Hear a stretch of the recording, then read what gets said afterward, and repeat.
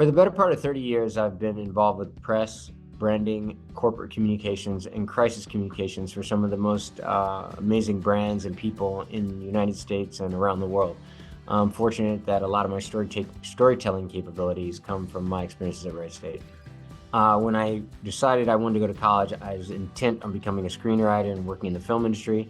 It was really neat to be able to find schools within a short distance away from Cleveland, Ohio, which is where I'm from, and I went to Berea High, that had a really strong, deep set of filmmakers with practical experience in filmmaking.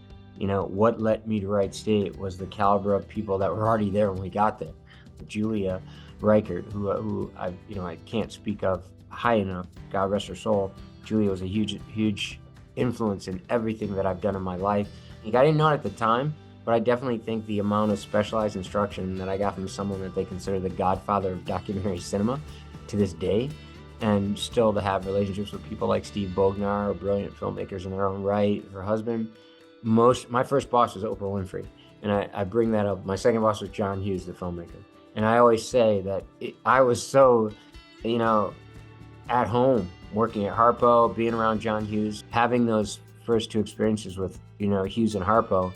I got to tell you, nothing prepared me more for it than my time with Julia and Jim and Wright State, because they, from day one, engaged us in the practice of professional filmmaking. Even though we were just in the little college of liberal arts, the practice and standards that were set forward were that we had to do it at a level that could be considered industry-wide.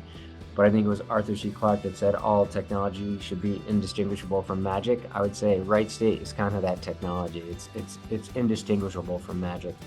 And I feel very fortunate to have been a part of it. I cannot be more honored by receiving this award. And I mean, Wright State alumni cannot be stopped. So yeah, I definitely want to be part of that army. And this is a great honor to have this sort of recognition.